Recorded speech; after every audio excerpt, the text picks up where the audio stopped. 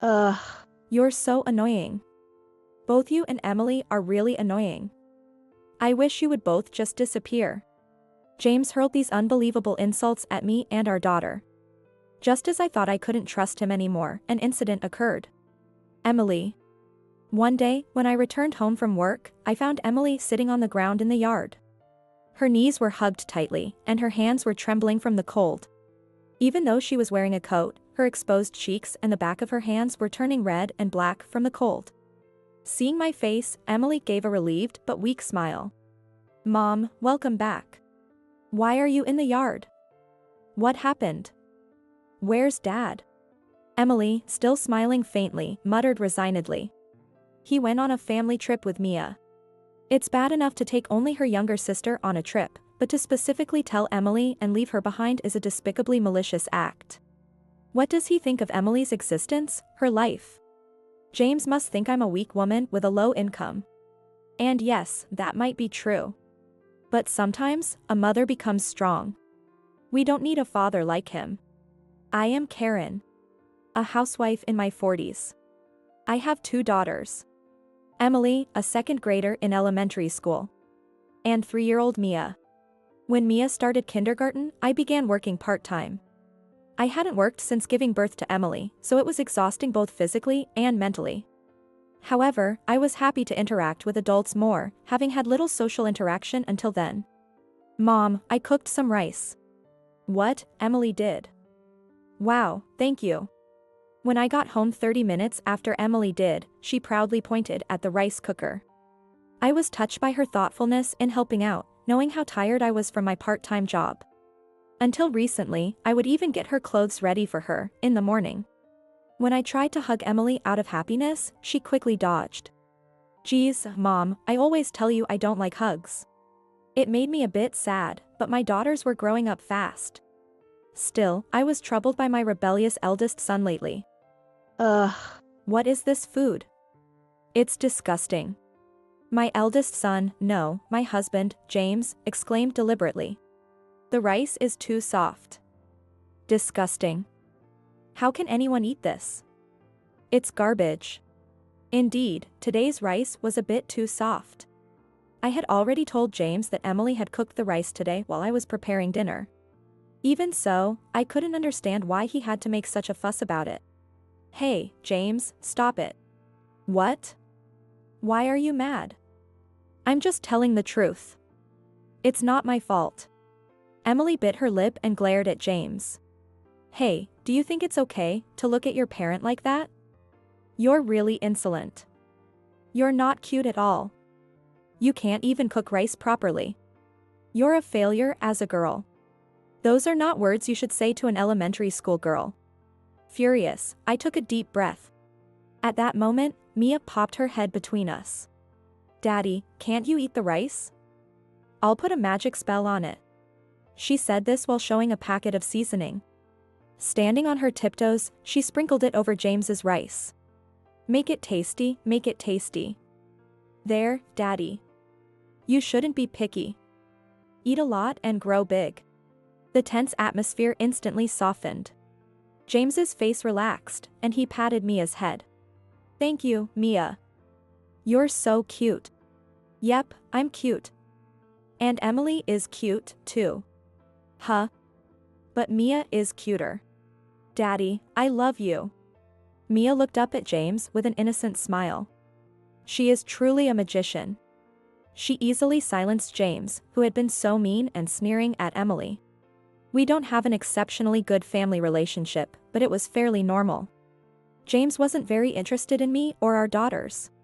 Even when Mia had trouble with friends. Huh. So? What do you want me to do about it? He responded indifferently.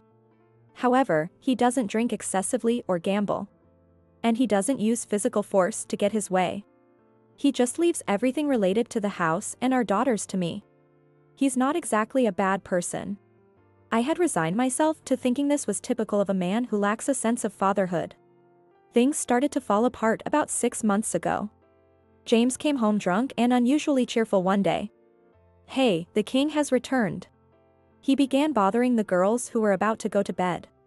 Daddy, don't stick to me. You smell. Don't say that.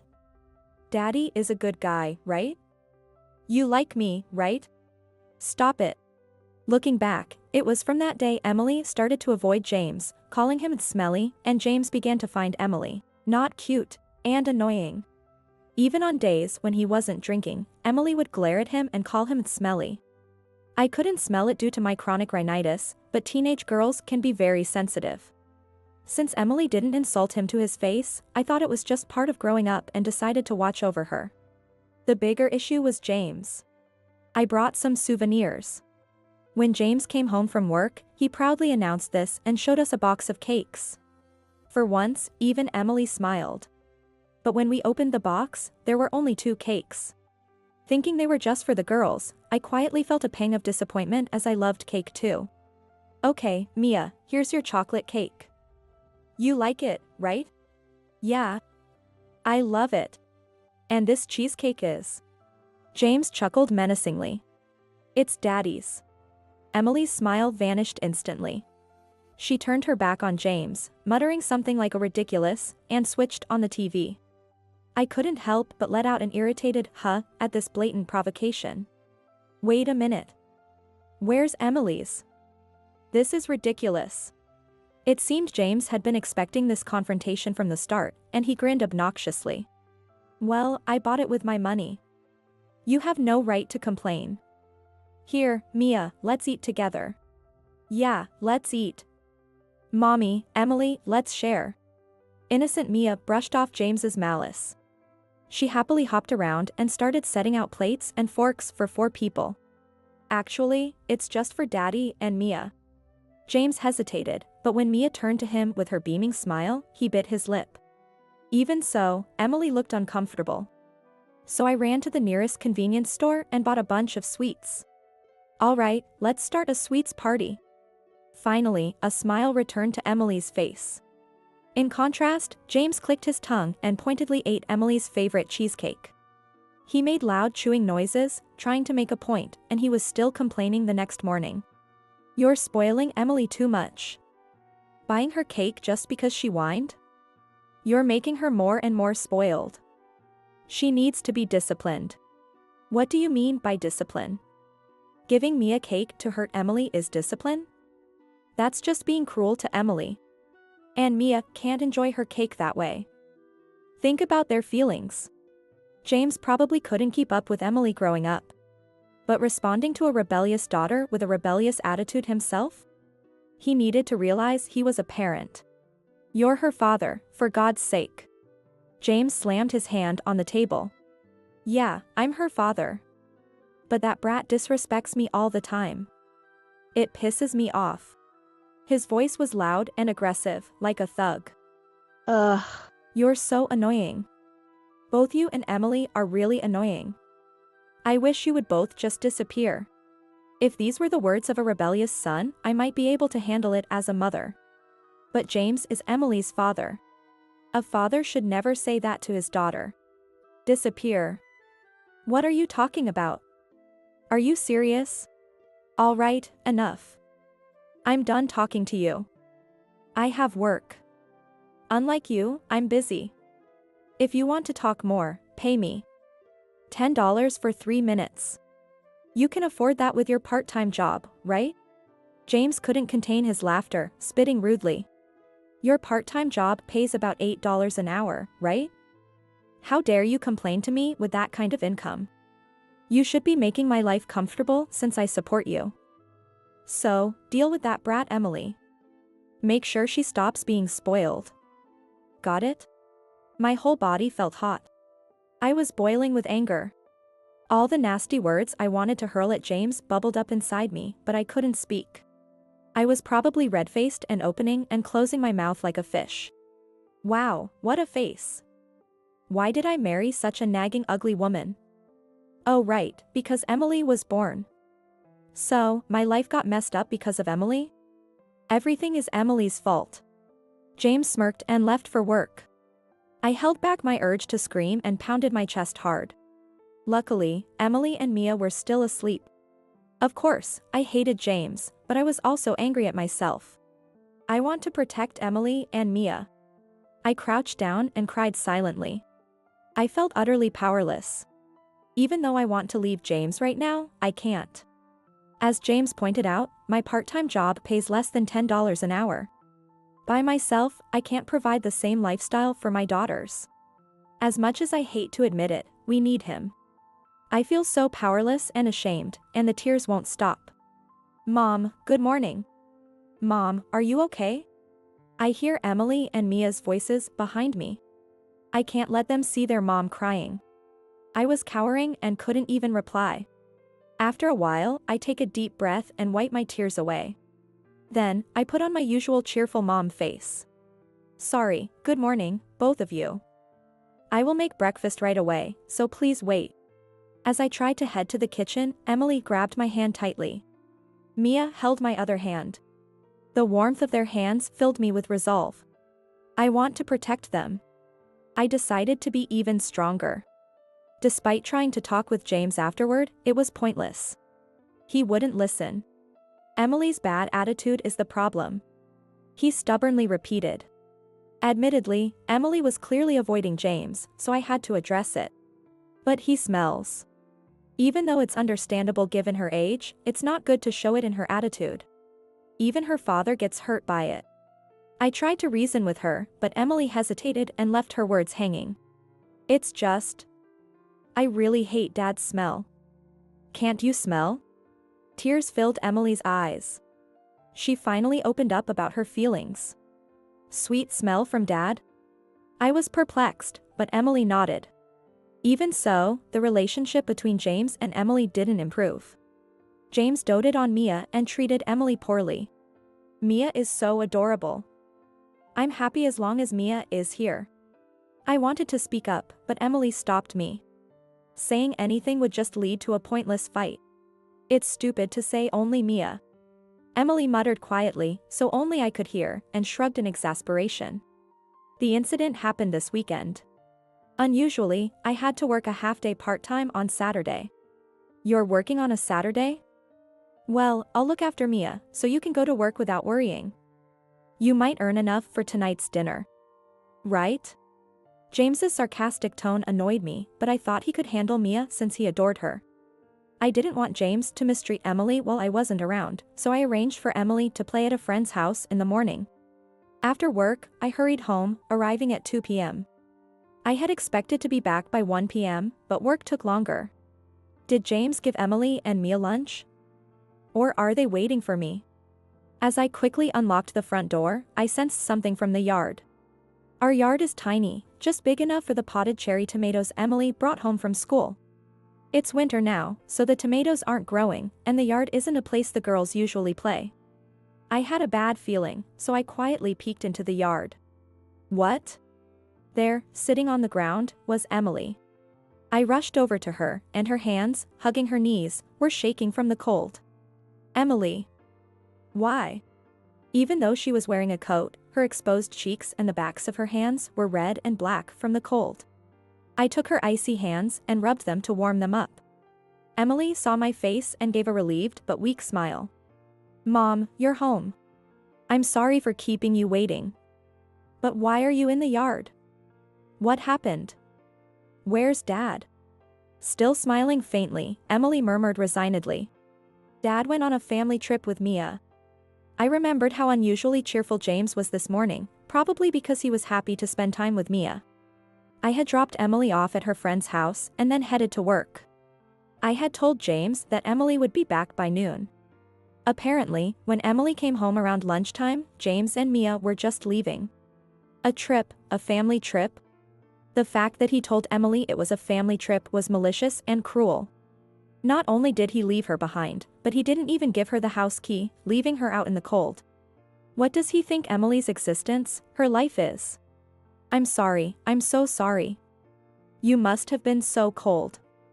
It's okay, now. I hugged Emily tightly. Sitting on the cold, damp ground, Emily finally started to cry. I don't want to see Emily's sad smile or her tears anymore. All right, we're moving out. Just us. What? Emily's eyes widened. I had been planning the move for a while. Now was the time to act on it. But what about Mia? Mia will be fine. I reassured Emily and immediately started preparing to move. While packing, I called James.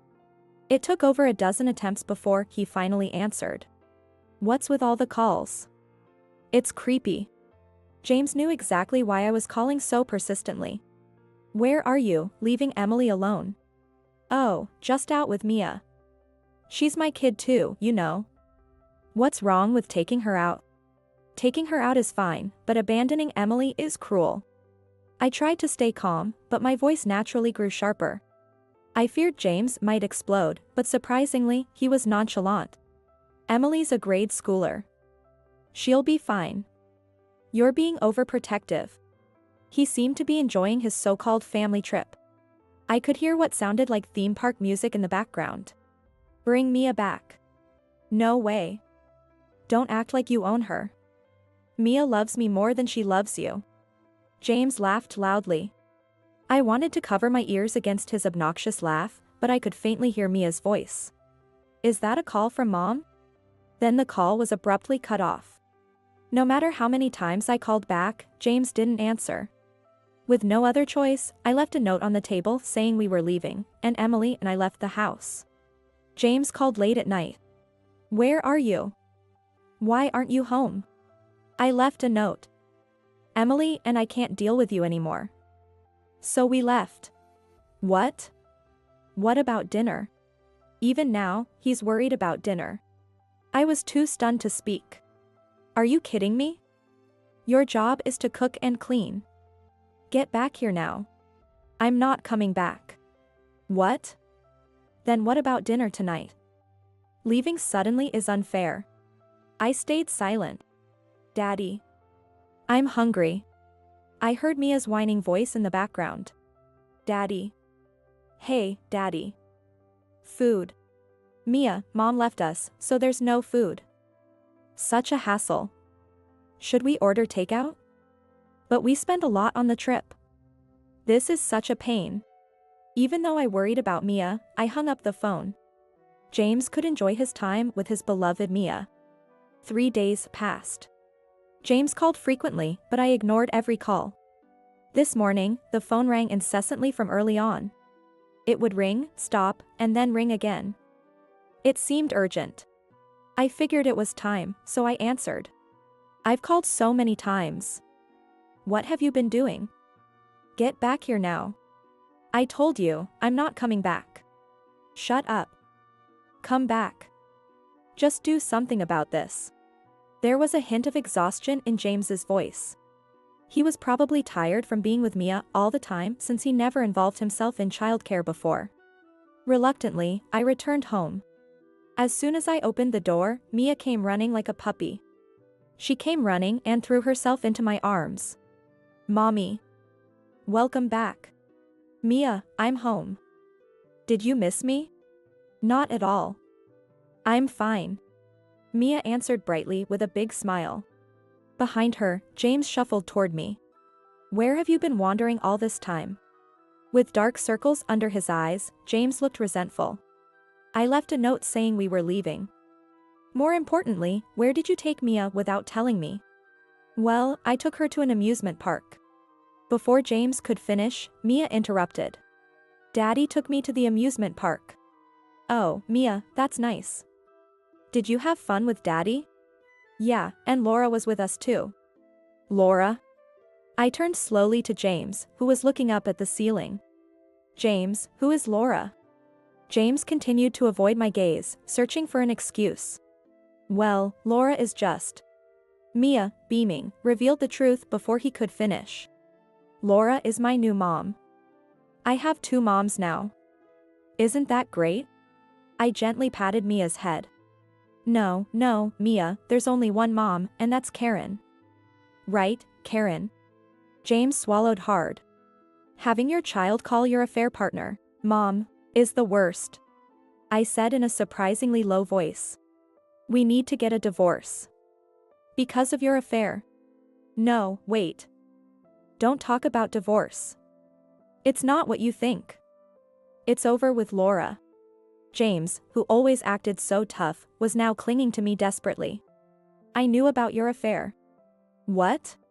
Emily told me. She said she smelled something sweet on you. She avoided you, not just because of the smell, but because she knew you were cheating. Hearing that Emily knew seemed to finally get through to James, and he grimaced. Still, he couldn't stop making excuses. I was just fooling around with Laura. It wasn't serious. Besides, it's over now. Tell Emily it was a misunderstanding. Let's not get divorced.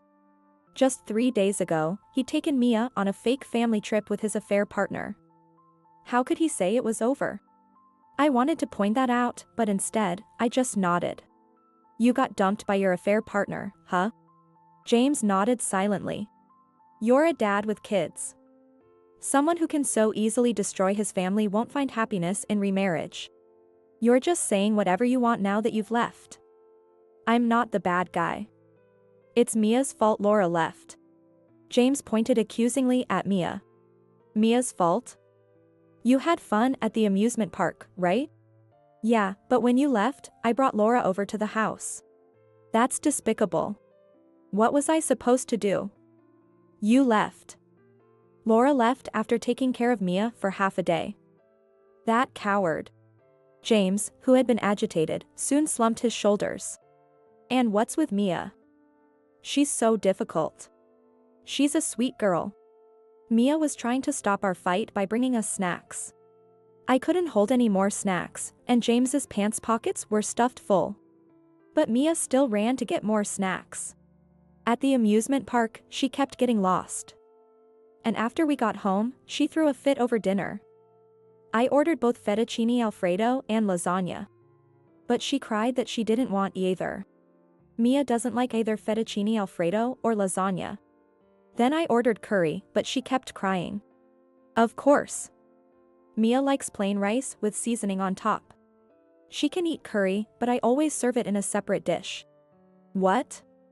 That's ridiculous. Mia is impossible. She wouldn't go to bed, and when she did, she woke up crying. When am I supposed to sleep? No wonder James had dark circles under his eyes. Usually, he slept in a different room from me and the girls. He must have heard the noise, but ignored it because he thought it didn't concern him. Mia is difficult outside too. She suddenly runs off. I thought she was just excited at the amusement park, but she also runs into the street. I tried walking her to kindergarten, but it was impossible. James was handed more snacks by Mia, who looked up at him with a smile. James didn't smile back and remained expressionless. He sat down in the hallway, holding his head. I'm exhausted. Your parenting is terrible. You failed at raising her. You're a terrible mother. I knelt in front of James, leaning in close. Me? A terrible mother? You're the one who didn't even know what kind of child Mia is. You're the one who failed as a father. Mia is 3 years old. What have you been doing these past 3 years? James's face turned red with anger. Shut up. I work, so the kids are your responsibility. Stop burdening me. Just come back home. I looked straight at James, lowering my eyebrows. Did I fail at parenting? Yeah, you totally failed. I see. I stood up straight and looked down at James with cold eyes. You grew up to be a man who doesn't care about his kids and cheats on his wife. I failed as a parent, and now you're a lousy man. What? You bully the rebellious child and abandon the one who doesn't obey you. And you call yourself a father? We don't need a failure of a father. James couldn't stand up under my pressure. I had always thought that raising the kids was my job and had been considerate because James was providing for us. But now, seeing how foolish James truly was, I couldn't continue this family. Come back? No. I'm here to pick up Mia. We don't need you, James. I'm not your mom. I don't have to tolerate your selfishness. What? Are you mad? James, usually so arrogant, lost his nerve as soon as I talked back. I'm sorry. I was wrong to cheat. But I'll break up with Laura. She's terrible. She said she wanted to take cute little Mia if we got married. But she couldn't even handle half a day. She's useless. She still lives with her parents at 30 and can't even cook properly. You're the only one who can be a mother to Mia, who had just called me a failure as a mother. Before the words were even out of his mouth, he was already trying to cover it up with nonsense. I realized from the bottom of my heart that he was truly untrustworthy. Yes, I am the mother to Emily and Mia, and I will never abandon them. I will protect them. Then I will, as their father. I cut him off. It's too late. We don't need you, James. Go back to your mother and get raised again. James's hands trembled slightly on the floor, out of anger or despair. He breathed heavily, looking down. Daddy, here's some candy. Mia, worried, piled candy in front of James. James looked up slightly and took Mia's hand. Mia. You love Daddy, right? Yeah, I love you. So you don't want Daddy to go away, right? I don't mind if you're gone. James's smile froze. What? But you love Daddy, right? Yeah, I love you. About this much. Mia pressed her index fingers together. I couldn't help but laugh. That's basically zero. Then Mia spread her arms wide. And I love Mommy this much. She ran down the hallway, shouting. From here to here, I love Mommy. I love Mommy bigger than our house. I love Mommy as big as the universe. Mia's love was unstoppable. As her smile brightened, James's face turned pale. So, James, we don't need you. Goodbye. Ah. James half raised his right hand, but he didn't have the energy to stop us. I picked up Mia and left the house we had shared with James. Left alone, James seemed to have no choice but to call back his affair partner, Laura. Even if she's bad at housework, she's better than James, who can't do anything. With the troublesome kids gone, there's no obstacle to rekindling their love. I found out about them from a neighborhood mom friend who called me. She was shocked to see an unfamiliar woman coming in and out of my house. I thanked her for her concern and explained the situation to clear up any misunderstandings. The rumors quickly spread throughout the neighborhood and somehow even reached James's workplace. It really is a small world. About a month after I left home, I called James. What? Karen? He sounded overjoyed. I missed you. How have you been? Did you miss me? I've been waiting for you to contact me. Really? Even while living with your affair partner? What? How did you? No, but I kicked her out. That's a lie. You got dumped, didn't you? What? Rumor had it that James became uncomfortable at work after everyone found out he cheated and his wife left him, so he quit. He probably thought he'd quickly find a new job since he was good at his work. You got told, don't act all high and mighty while you're unemployed, right? What? How do you know that? Don't act all high and mighty while you're unemployed.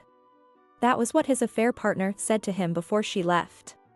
I heard from the same mom friend that they had a huge fight and she screamed it outside our house. You left an uncomfortable workplace, but you couldn't find another job, could you? James went silent. I clearly hit the mark. And at home, you didn't even bother to put your dishes in the sink, right? Even your affair partner couldn't tolerate an arrogant freeloader. Ugh. I told you you were a failure, and you still couldn't grow up. James, hurt by me, our children, and his affair partner, must be completely broken. I didn't contact you because I was worried about you or wanted to get back together. I stated emotionlessly. Sign the divorce papers I sent you. I had no other reason to contact him. Perhaps not wanting to be criticized anymore, James agreed to the divorce. With a lawyer's help, I received alimony and a fair share of the assets. My daughters and I won't have any financial troubles for the time being. Sorry I'm late. As I came home from work, a wonderful smell filled the house. Oh, we're having curry tonight. Correct. Grandma and I made it together. Wow. I can't wait to eat. I had returned to my parents' home with my daughters. Though my parents aren't wealthy, and Emily had to change schools. Friends can be made anywhere. But I only have one mom. I hesitated to rely on my parents, but Emily encouraged me. Now, with their help, I can work full-time. Hey, Mom. I made the carrots in the curry into star shapes. Isn't that great? My parents even humor Mia's quirks and spontaneous actions with a smile. They seem to have more patience with their grandchildren. They were stricter with me as a child. Emily and Mia, your curry is delicious. There's a secret ingredient. Can you guess what it is? Love? Emily gave a wry smile. The correct answer is chocolate. Mia couldn't hold back and revealed the answer. This ordinary life feels so overwhelmingly happy, it brings tears to my eyes.